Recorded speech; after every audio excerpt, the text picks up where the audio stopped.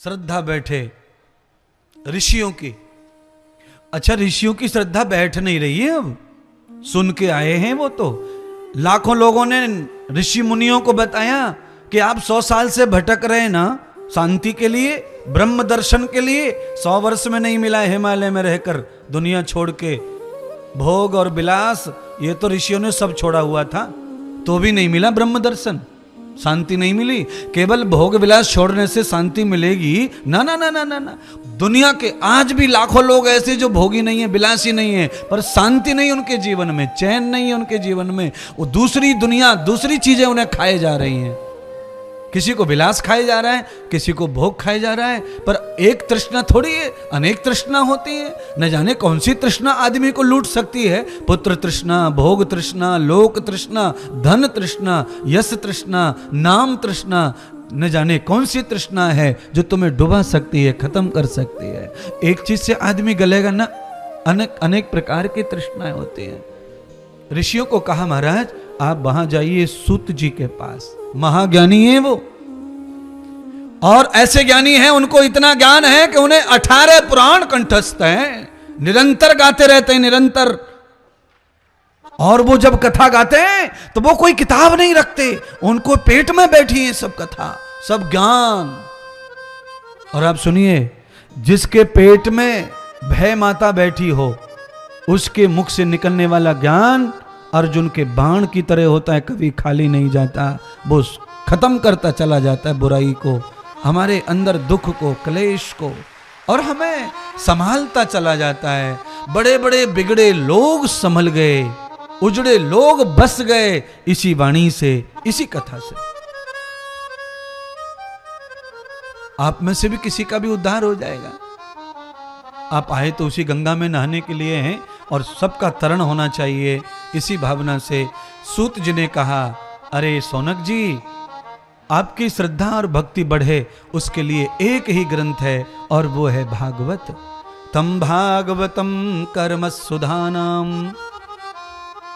भागवत कर्म करो, भागवत का श्रवण करो, और सुधा, उस अमृत को पियो। क्या होगा? तो कहा, क्षुधा कृतो न भूतानाम नाशो हो।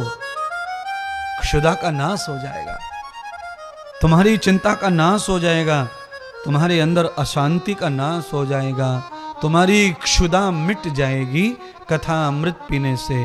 कथा अमृत क्या है? तो ये भागवत सुधा है। बहुत सारी क्षुधाएं मिट जाती हैं इससे, बहुत सारी इच्छाएं खत्म हो जाती हैं। और ये तो होना ही चाहिए, कथा का यही फल है। सौनक आदि ऋषि बैठ गए आसन लेकर के, और सभी दीक्षित हो गए, गुरु मान लिया सूत जी को।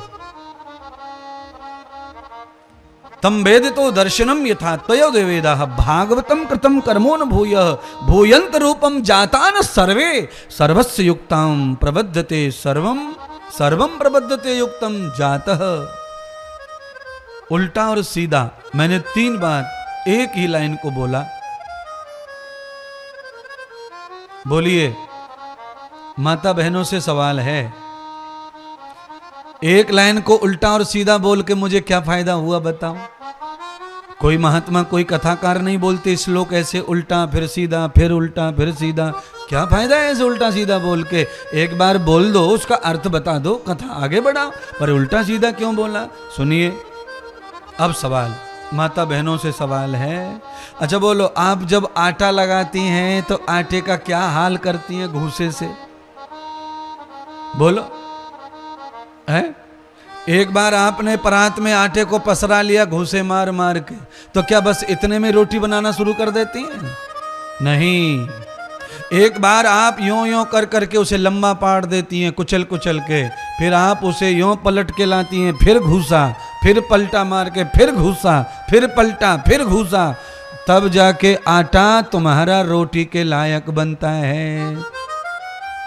इसीलिए महात्मा इंद्रदेव भी इस श्लोक को उल्टा सीधा उल्टा सीधा उल्टा सीधा, जब मैं कई बार उल्टा सीधा करता हूं तब जाकर के वो तुम्हें सुधारने के लायक बनता है, तब उसमें ताकत आती है, पावर आती है।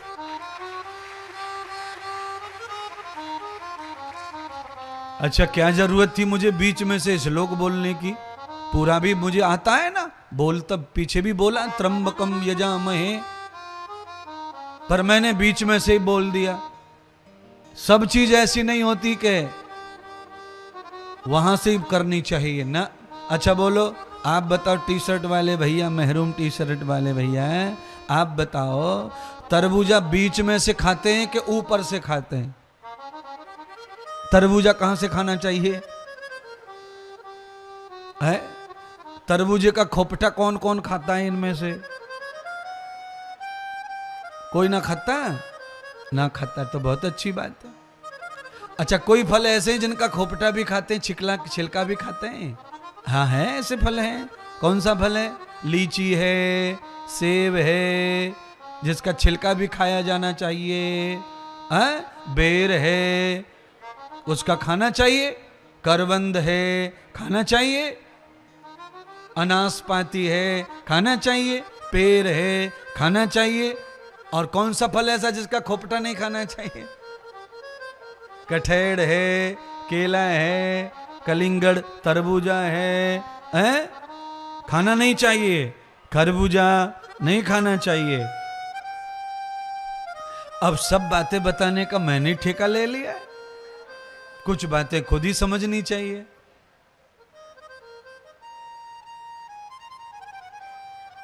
आम के बारे में सही निर्णय नहीं अभी तक कि आम का छिलका खाना चाहिए कि नहीं खाना चाहिए। सही निर्णय नहीं है अभी तक। कुछ लोग आम का छिलका खा रहे हैं, कुछ नहीं खा रहे हैं। अर्थात अचार तो छिलके सहित ही पड़ता है?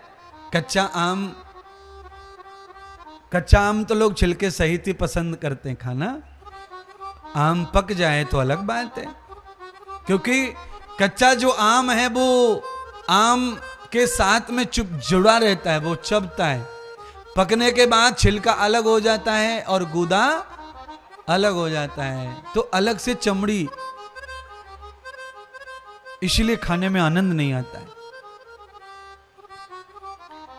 इसीलिए कुछ श्लोक ऐसे हैं जिनको उल्टा सीधा बोल के सिद्ध करते हैं, कुछ श्लोक ऐसे हैं जिनको आधा भी बोल सकते हैं, कुछ श्लोक ऐसे हैं जिनको पहले से पूरा भी बोलना चाहिए, क्योंकि श्लोक माने आहार, श्लोक माने आहार, श्लोक माने कथा, और कथा माने आहार, आहार माने श्रवण, यहां से खाते हैं कथा को। और आहार किसका है? कथा आत्मा का, मन का और बुद्धि का।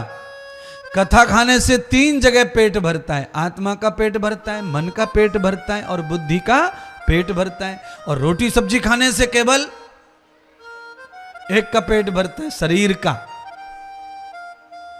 मन खुश नहीं होता, बुद्धि खुश नहीं होती। आत्मा को भोजन चाहिए तप का, विद्या का। विद्या तपोभ्याम भूत आत्मा बुद्धिर ज्ञानेन शुद्ध्यति, मनः सत्येन शुद्ध्यन्ति, अध्विर गात्राणि शुद्ध्यन्ति। ये श्लोक मैंने उल्टा बोला है, पूरा उल्टा है ये। अब इसको सीधा बोल के सुनाता हूं। अध्विर गात्राणि शुद्ध्यन्ति, मनः सत्येन शुद्ध्यति, विद्या तपोभ्याम भूत आत्मा बुद्धिर ज्ञानेन शुद्ध्यति। ये सीधा हो गया। अच्छा, बोलने की कला होनी चाहिए। आप बोल के बताओ, कोई भी मंत्र उल्टा बोल के बता दो, पता चल जाएगा कितनी मेहनत करनी पड़ेगी। है? अपना नाम उल्टा बोलो, अपना नाम है, बोलिए ना अपना नाम। रेखा, रेखा उल्टा नाम बोलो। अब इसको उल्टा बोलो, सुनीता। अब उल्टा बोलो इसको, सुनीता को। है? बड़ा कठिन हो जाएगा। है? तो कला है ये, कला। इस कला का नाम है जटापाठ। इस कला का नाम क्या है? सिखाता जाऊंगा आपको। इस कला का नाम है जटापाठ। वेदों को, मंत्रों को इतने प्रकार से पढ़ा जाता है, 8 प्रकार से मंत्र पढ़ा जाता है। उसमें से एक पाठ है जटापाठ। जटा कैसी होती है बाबा लोगों की? जटा शैम्पू करके भी कंघी से काट नहीं सकते जटाओं को, ऐसी जटी उलझी रहती हैं। ऐसी ही मंत्र को जटा पाठ, यानी मंत्र को ऐसा बोला जाए कि वो जटा की तरह गूंथ जाए। मुझे तो आता है। घन पाठ, माला पाठ, मूल पाठ, स्वर पाठ, सस्वर पाठ है, ये सब ये तरीके हैं मंत्र बोलने के। आनंद आ जाता है जिस भाग से, जिस स्वर में मंत्र बोला जाए, आनंद आ जाता है उसका सुन के।